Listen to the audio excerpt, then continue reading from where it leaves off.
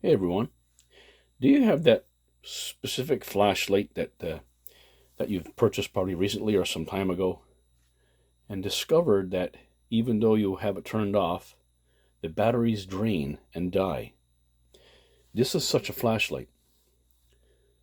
It's the Bell and Howell. You can do a direct focus or flood, and made in China. And I've discovered no matter how many times I change the batteries, in the span of about 2 months, there's parasitic drain on this flashlight. I've had this for quite some time. Now, I have other flashlights that work quite well. Here's one here. That is the brand of it there. Same particular flashlight, a little bit different switch, but and it does the flood or focus. And I think the model is, the XML. I have this military issued flashlight. Doesn't have batteries in it now, but works very well. Again, another one made in China. Seems like they all are anyway. And this one has the different lenses that can go on the top here for filtering. And I have this Maglight. You can watch a video that I made a long time ago on this light, which works. The batteries are low, but what happened with this one was the batteries got frozen in there, stuck, and I had a hard time getting it out. But I made a video on this Maglight, on how to get it apart. Mini Maglight. If you look on my YouTube channel, you'll see how I did that.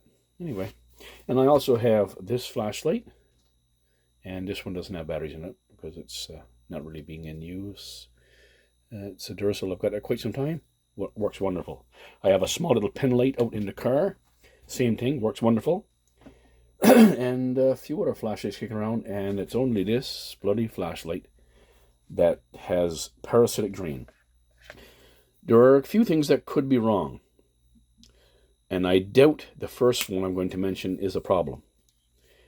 The first one would be, as you can see, you can hear, that's like a hard switch. It's not like a soft button switch, I don't think. So I'm thinking the issue could be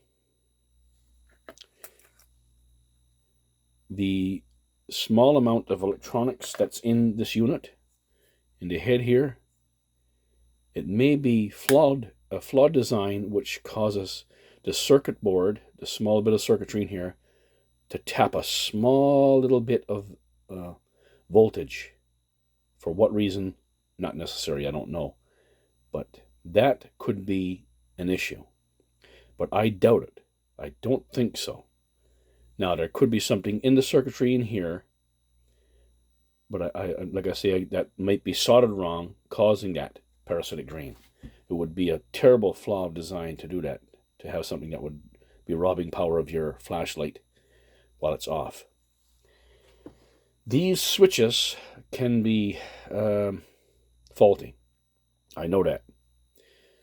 But this switch seems to work very fine.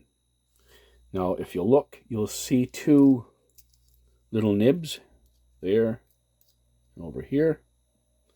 And if you want to try to tighten it up, you can. Turn it clockwise to tighten it. And you can turn it the opposite way to loosen it. But as you can see, I got that pretty tight. The other thing I did with this flashlight was clean the terminals. If you have corrosion in there, corrosion can come from this tip here, and corrosion can run right down and into the positive and cause what we would call a quasi contact. Your light would probably not show up any voltage or lighting, so it wouldn't light up. But over the course of a few months, your 3 AAA batteries are going to drain down.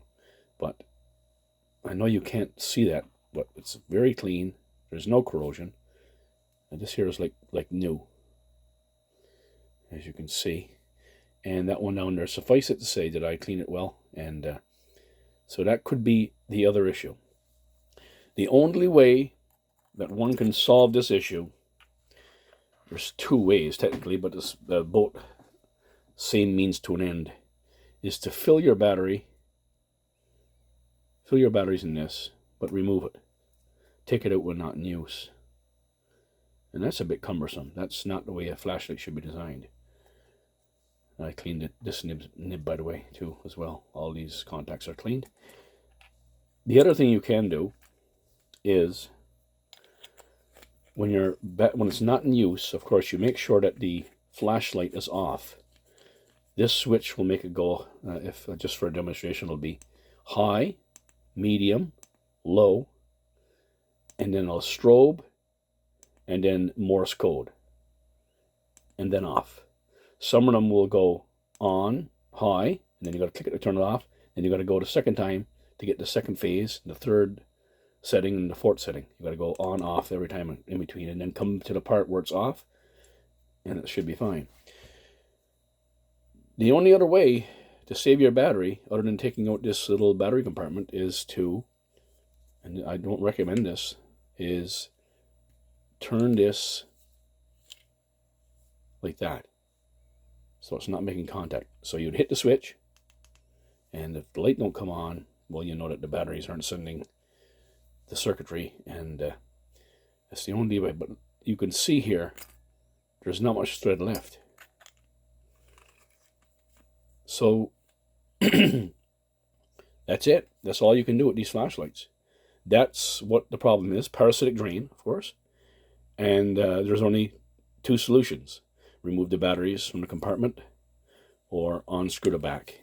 And I don't suggest because if you right about here, I guess the light will go off. But then just, if I look, just turn a little bit more,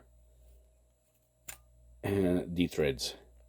So your only option, really viable, stupid as it is to remove the batteries. I hope that is helpful. There's not much else you can do. Yeah, there's one more thing you can do. Take it, toss it in the garbage, and go and buy another flashlight that might work properly. Anyway, thanks for watching, everyone.